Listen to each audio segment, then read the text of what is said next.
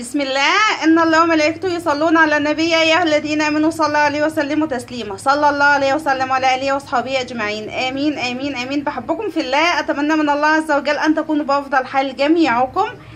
كل سنه وانتم طيبين يا حلوين. الغله واوان الغله او القمح واوان القمح وخلاص انضمت بفضل الله. تعالوا بقى نتكلم عن جزيئاته.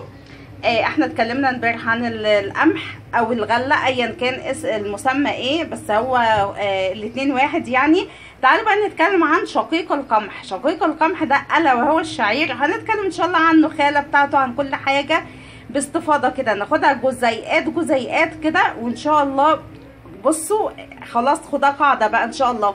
في موسم كل حاجه هنتكلم عنها باستفاضه، كميه الاستفاده منها، كيفيه التعامل معاها، كيفيه ان احنا نستغلها استغلال جيد، كل قطعه فيها كل جزيئاتها بفضل الله ان شاء الله. بدأنا عملنا كذا عشبة قبل كده وكذا منتج قبل كده. تعالوا بقى نعمل ان شاء الله القمح. القمح ده احنا عملناه زي ما قلت الغله او القمح. تعالوا بقى نعمل شقيق القمح. شقيق القمح الا وهو الشعير. الشعير ده النبي صلى الله عليه وسلم وصي بيه. حساء الشعير كان لا ينطفئ القدر من بيته حتى يشفى المريض. لو البيت فيه مريض لا يطفى القدر بتاع الحساء حتى يشفى. كان بيقول صلى الله عليه وسلم فيما معناه انه بينظف المعده كما تنظف احداكن الوسخ عن وجهها. يعني سبحان الله كان بيجلي المعده كده، بينظفها، بيمحي اي اتساخ.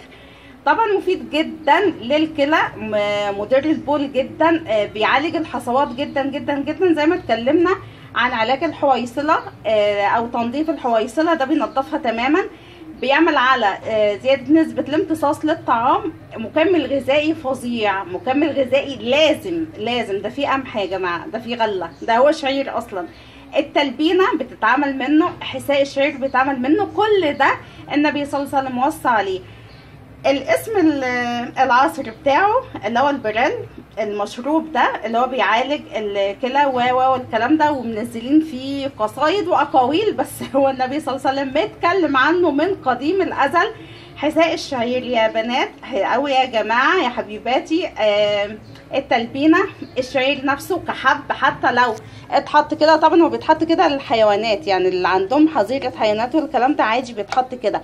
طب بالنسبه للطيور بقى، بالنسبه للطيور هنتعامل منها كالاتي. طبعا الحساء لازم، اللي هو الشرب، لازم شراب الشعير عشان مكمل غذائي. تخيلوا سبحان الله في نسبه سكريات لا تمتص، يعني بيحلل الاكل بدون ما يعمل دهن او سمنه. سبحان الملك. حتى بالنسبه للانسان، للحيوان، للطيور، يعني مفيد جدا جدا جدا، خاصه للحمام، لانه بيعمل على حلاوه الاكل. فبتخلي الحمام، لو انت بقى مربيه طيور حمام، يعني بتروح وتيجي، مش حبساها زي عندي كده، فبتخليها تجيلك تاني من حلاوه الاكل اللي فيها، لان فيه سكريات سبحان الله لا تمتص لكنها تحلي الطعام نفسه.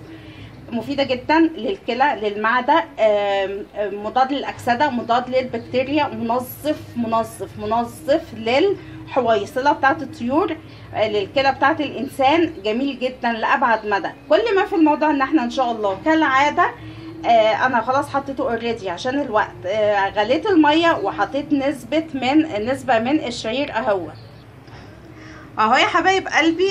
يلف بس لفه واطفي عليه وغطي عليه، يعني يبرد بس. ماشي حبيبات قلبي، احنا هنعمله كده. طبعا خلاص انتوا اتعودتوا على الطريقه، وبفضل الله مفيده جدا جدا جدا. هتستعملوها وتدعوا لي بفضل الله. يهدى بس شويه وندخل نحطه للفراخ على طول دايركت. واهو يا حبايب قلبي انا حطيته بسم الله، وخلطت عليه شويه حاجات. قطعت عليه بصل، وكان عندي بواقي اكل حطيتها عليه عادي خالص خالص خالص. مفيد جدا جدا لابعد مدى. هو تحت خالص اهوت لما تشوفوه اهوت. ده بعد ما اتعمل بسم الله ما شاء الله. مكمل غذائي طبيعي 100%، منظف، معقم، فيلاجيل طبيعي، مضاد للاكسده، مضاد للبكتيريا.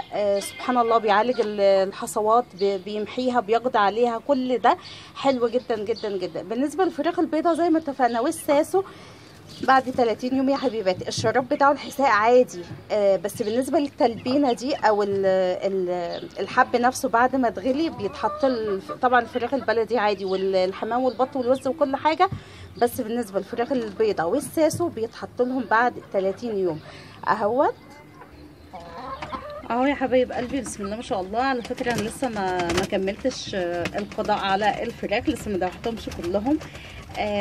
حصل يعني حاجه النهارده كده وجالنا ناس والكلام ده فما فضيتش.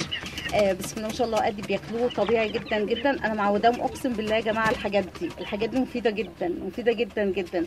وادي ما شاء الله الفراخ البلديات قدامكم. هحط لهم بقى من نفس الحاجه، انا حطاهم اصلا كلهم مع بعض بس عشان المكان حط لهم دي في بوله ودي في بوله او بلاستيكه يعني عشان يعني عشان تتابعوا عليها من الكلام ده. المهم بس كده.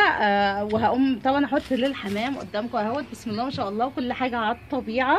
التلبينه، الحساء، شراب الحساء، النبي صلى الله عليه وسلم وصى عليه عشبه طبيعيه 100%. صديقه او شقيقه القمح. شقيقه القمح. هنتواصل ان شاء الله في كل مشتقات القمح، وحتى النخاله ليها استفاده وهكلمكم باستفاضه عليها ان شاء الله.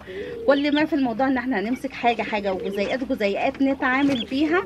الحساء اهوت زي ما انتم شايفين. انا كنت ناسيه، شايفين اللون. كل بصوا طبيعي يعني. حتى يقول لك ايه، شوربه اللحمه فيها كل الاستفاده بتاعت اللحمه. اي شوربه اي حساء بيبقى فيها كميه الاستفاده بتاعت العشب نفسها او المنتج نفسه، سواء بقى كان لحوم سواء اعشاب سواء اي حاجه بفضل الله.